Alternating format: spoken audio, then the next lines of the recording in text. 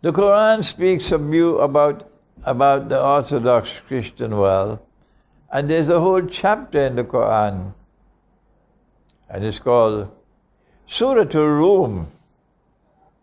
And Rum, of course, comes from the original term Rome. So when the pagan Roman Empire left Rome and went to Constantinople, they kept the name Rome with it. And that name Rome came in the Quran as Rum. But then came the transformation of that Roman Empire to become a Christian empire. And so Rome in the Quran is not pagan, it's Christian. And the Quran speaks positively of that Christian empire, which was based in Constantinople, and which was called the Byzantine, or the Holy Byzantine Empire. Some pronounce it as Byzantine. And Allah speaks in the Quran and says that you will have two victories. By His help, you will be victorious twice. And the first one took place 600 years ago when the Quran was revealed at that time, when the Holy Byzantine Empire defeated Persia. And then says the Quran, there'll be a second one. But in between the two, there's something happening, because the first one is described as before, min qabl, and the second one is described as min ba'd, after. Two victories, one before and one after. In between, there must be something. What is it? It's the Great Schism of 1054, when the West parted from you and they went their way and said, we don't care two peanuts for the law anymore. And so they violated the Sabbath. And the Lord God cursed them, the West, but not you. The Lord God is pleased to help you to two victories, one before the schism of 1054, which took place in the lifetime of the Prophet, Allah's blessings be upon, and one to come after. It hasn't come as yet. The second one hasn't come as yet. And I'm sharing with you my view. I can be wrong, that the second one is coming soon, when you'll be victorious and you'll defeat that world that was cursed by the Lord God. NATO. The Quran also speaks positively about the followers of Jesus, and says about them something remarkable. And I want to share that with you today. It says that at that time in history, when the Jews are most hostile of all to you, and at that time when another people whose very foundation is heresy and blasphemy, shirk, when they also are waging war on us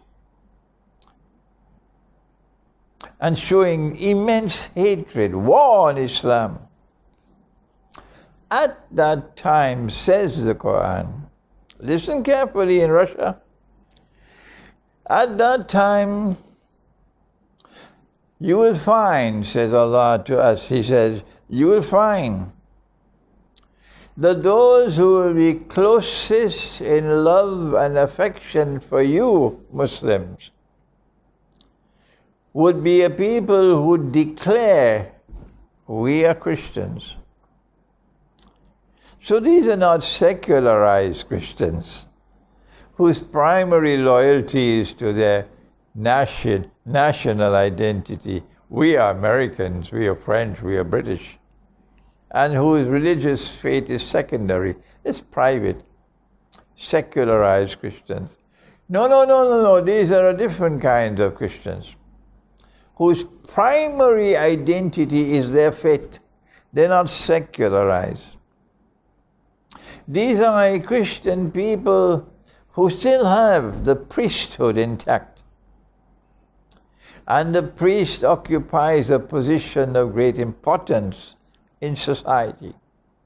These are a people who still have the institution of monasticism intact.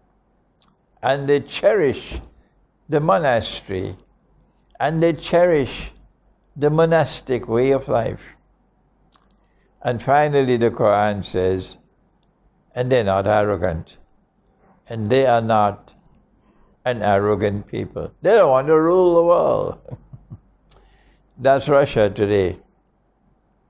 And so, you'll be surprised listening to me in Moscow that our Quran is saying that you would be closest in love and affection to us one day. When will that day come? I want to share with you now something more about the Great War that you may not have known before, and you may hear of it for the first time now. When I visited Moscow, I went to Moscow only once in my life. I stayed in a hotel close to the Kremlin and to the Red Square. I was able to walk across to the Red Square. And I lectured at the State University of Moscow. And they were surprised to hear our eschatology in that lecture. That after the Great War, the next event that our prophet has prophesied in the timeline of events of the end time, the next event to occur will be the conquest of Constantinople. Russia has been longing and longing and longing for Constantinople since the Ottoman Empire took it away, conquered Constantinople in 1453. It's not our purpose in this lecture to analyze that event of 1453. We've done it in other lectures. But from that day to this day, the hearts of the Orthodox Christian people have been weeping, and the hearts of those who proudly followed the Ottoman Empire have been filled with pride with the victory of the Ottoman Empire over these infidels. They call them infidels. And the Lord God gave to these Muslims a mission to wipe out these infidels and to wage eternal war on the Christians. That's the kind of stuff we got from the Ottoman Empire. No one can challenge me on that. They're proud of their victories. But in the wake of the bogus jihad of the Ottoman Empire, bitterness and hatred for Islam came to the hearts of the Orthodox Christian people and the Russians, because the Ottomans waged endless wars on Russia. And so the only Islam you ever knew was the Islam that came from the Ottoman Empire. So how wonderful it must be today for you to listen to another Islam, which doesn't come from Ottoman Islam. It comes from the Book of God, from the Quran. And they cannot challenge the Quran. No. I feel such joy in my heart today that we take 600 years of bogus Ottoman Islam and we move it aside and we present you with the words of the Lord God Himself. When He says that you, a people who declare proudly so, we are Christians, a people who are not secularized Christians, a people who don't say that a man can marry another man and get a marriage certificate, a people who still weep for Jerusalem, a people who will never bend their knees before the Zionist rulers of the world today, a people who still cherish the priesthood, a people who still cherish the monastic way of life and the monasteries, a people who are not arrogant, they don't want to rule the world. These Christians, says the Quran is speaking. These Christians will be closest in love and affection for you. And so we say to you, yes, you're going to suffer a lot in the war which is coming. The Russian people are going to make yet another tremendous sacrifice, as you have sacrificed in the past so many times. I don't have to tell you what you know. Yes, you're going to make one more sacrifice, and your sacrifice will be the greatest of all. But in this war which is coming, there's a fruit, a very sweet and lovely fruit to come at the end of the war.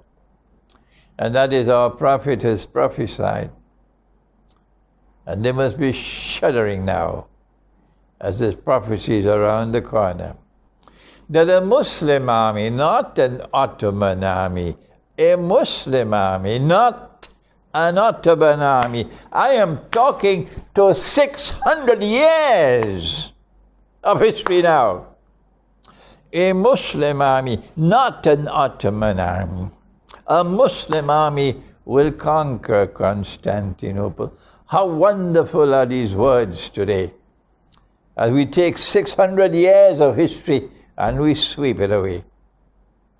And when that Muslim army conquers Constantinople, our prophet is proud. He's proud. He says, what a wonderful army. He says, what a wonderful commander. It's not going to be a regular army of the Pakistan Armed Forces or this armed force. No, it's going to be a people's army. The people who still have love for the Quran, the Book of Allah. They will conquer Constantinople. And finally, do you know why you have to wage that big war? I'll tell you why. Because at the end of that big war, when you have defeated NATO, NATO no longer controls the Bosphorus. At that time, a Muslim army will conquer Constantinople, and they can't stop it. Tell them that for me. They can't stop it, because our prophet has spoken. It must be like a bone in their necks now, that these words of mine. But guess what? Even though 600 years of brainwashing has taken place, the truth has come today from the Quran and is driving away all those clouds, all those brainwashing is being driven away. And more and more and more Muslims are accepting that this is the truth. Thanks and praise be to Allah. And so I share with you now this wonderful news, if you're in Russia, that the great sacrifice you're about to make in that great war will be followed by a lovely, lovely fruit. That when we conquer Constantinople, we will return Hagia Sophia to you. It's your cathedral. It was shameful. It was disgraceful. It was manifestly sinful what the Ottoman Empire did to that cathedral and what was repeated recently. And I say to you that on that day when Hagia Sophia returned to you, you would cry. You would cry that our prophet remembered you. And on that day when Hagia Sophia is returned to you, you and I, the world of Islam and the world of Christianity, the Christianity which follows Jesus, not the one which follows Santa Claus. These two worlds will come together in friendship and in fraternity. And it is with this alliance that history will now be taken to an end, which will witness the triumph of truth in Jerusalem. Thank you. Wassalamu alaikum wa rahmatullah.